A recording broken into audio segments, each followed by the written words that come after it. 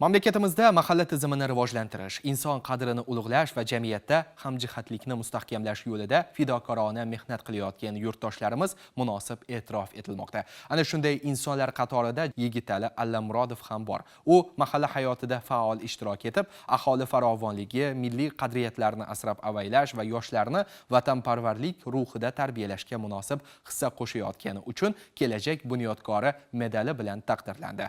Hozirgi lavhamizda shu haqda so'z boradi.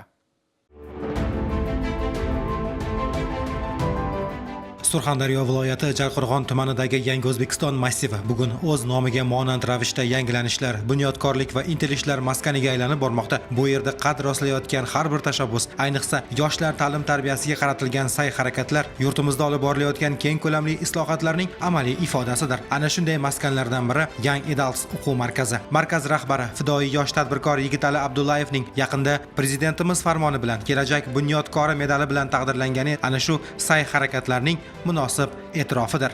Tashqaridan qaraganda biz bu natijalarga osonlik bilan erishgandek ko'rinishi mumkin. Lekin bu narsalar men va meni jamoam uchun oson kechmadi.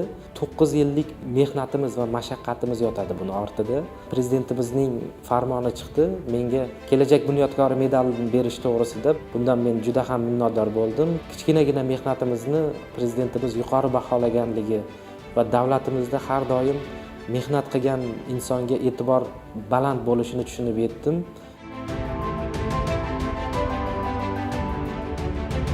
Yevropada tahsil olganman.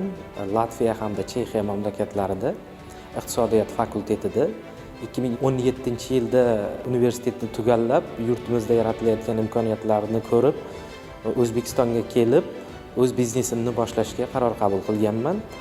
Va biznesimni o'zim tug'ilib o'sgan joy Surxondaryo viloyati Jarqo'rg'on tumanidan boshladim. Kichkinagina bir xonadan o'quv markaz tashkillashtirib, yoshlarga ingliz tilini o'qitishni boshladik. Birinchi o'quv markazini ochgan paytimizda 10 ta boladan ish boshlaganmiz, ijarada turganmiz. Hozirgi kunda o'quv markazimizda 2000 nafar o'quvchi o'qiydi. 4 ta filialimiz mavjud Surxondaryoda. 3 ta filialimiz Jarqo'rg'on tumanida joylashgan, bittasi Termiz shahrida. Bunaqa imkoniyatlar yo'q edi. Hech kim o'quv markaz sohasiga e'tibor qaratmagan. Hozirgi kunda o'quv markaz sohasiga bo'layotgan e'tibor juda yuqori mamlakatimiz tomonidan. Inson hayotida maqsad yo'l ko'rsatuvchi chiroq. Reja shu yo'lning aniq xaritasi. Tanlov esa taqdir eshigini ochadigan kalit. Kimki o'z oldiga aniq maqsad qo'ya olsa, uni amalga oshirish uchun puxta reja tuzsa va to'g'ri tanlov qilishdan qo'rqmasa, u albatta muvaffaqiyatga erishadi. Zero muvaffaqiyat tasodif emas, balki izchil harakat, sabr va ishonch samarasidir, deydi qahramonimiz. Tadbirkorlik qilish birinchi navbatda oson narsa emas. Chunki tadbirkorlik qilish uchun jur'at kerak. Har qanaqangi ishni birinchi navbatda boshlashdan qo'rqmaslik kerak. Boshlagandan keyin bir kichkinagina maqsadga erishib yoki ozroq pul topgandan keyin bitta joyda qotib qolib, to'xtab qoladigan bo'lsa, biznes hech qachon rivojlanmaydi. Biznes ham bitta farzandni tarbiyalash bilan bir xil. Unga har doim e'tibor qilishingiz kerak, xodimlarni to'g'ri nazorat qilishingiz kerak, yangilik qilishdan to'xtamasligingiz kerak va har doim biznesga sarmoya kiritishdan ham to'xtamaslik kerak. Tadbirkorlikda eng muhim narsa bu birinchi navbatda diqqat e'tibor natijaga qaratilishi kerak va keyingi navbatlarda natijadan olinadigan daromadlarni biznesni o'ziga kamida 50-40% sarmoya qilib borishdan iborat. Jamiyatda ikki xil inson bo'lishga harakat qilish kerak. Birinchisi yoki yetaklashimiz kerak yoki yetakka yurishimiz kerak. Agar biz yetaklaydigan bo'lsak ham komil inson bo'lishimiz mumkin. Agar yetakka yurmaydigan bo'lsak, yetaklash imkoniyati ham bizda mavjud bo'lmaydi. Mazkur o'quv markazi nafaqat ta'lim muassasasi, balki hudud iqtisodiyoti va yoshlar bandligini ta'minlashda muhim driverga aylanayotganini raqamlar orqali ham ko'rish mumkin. 400 o'ringa mo'ljallangan markazning yillik qamrovi 2000 nafarni tashkil etayotgani, bu quvvatdan foydalanish darajasi qariyb 500% ni tashkil qilayotganini anglatadi. Bu esa infratuzilmaning samarali ishlayotganidan dalolat beradi. Agar har bir bitiruvchining kamida 60-70% bilim va ko'nikmalarini amalda qo'llab, ish bilan ta'minlanayotganini hisobga olsak, yiliga taxminan 1200-1400 nafar yoshning iqtisodiy faol qatlamga qo'shilayotganini ko'rish mumkin. 2024-yilda mana shu binoni qurishni boshladik. 2025-yil may oyida binoni qurib bo'ldik va bu binoni umumiy qiymati 6,5 milliard. 3 qavatdan iborat, qo'shimchasiga yerto'la qismi ham mavjud.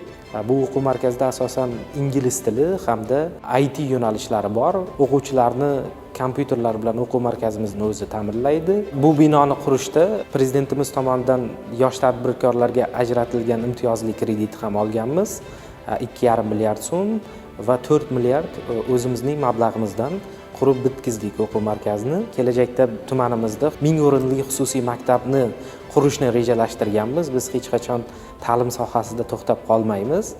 O'zbekiston Respublikasi Prezidentining Surxondaryo viloyati Jarqo'rg'on tumanidagi Yangi O'zbekiston massivida joylashgan Young Adults o'quv markaziga tashrifi nafaqat ushbu maskan, balki qahramonimiz Yigitali Abdullayev faoliyatiga berilgan yuksak e'tibor va ishonch ifodasi bo'ldi. Davlatimiz rahbari markaz faoliyati bilan yaqindan tanishar ekan, aynan shunday tashabbuskor, izlanuvchan yoshlarni qo'llab-quvvatlash bugungi siyosatning ustuvor yo'nalishlaridan biri ekanini alohida ta'kidladi. Bu esa Yigitali Abdullayev boshchiligida yo'lga qo'yilgan ta'lim va innovatsiyaga asoslangan faoliyat davlat siyosatining amaldagi ifodasi ekanini ko'rsatadi.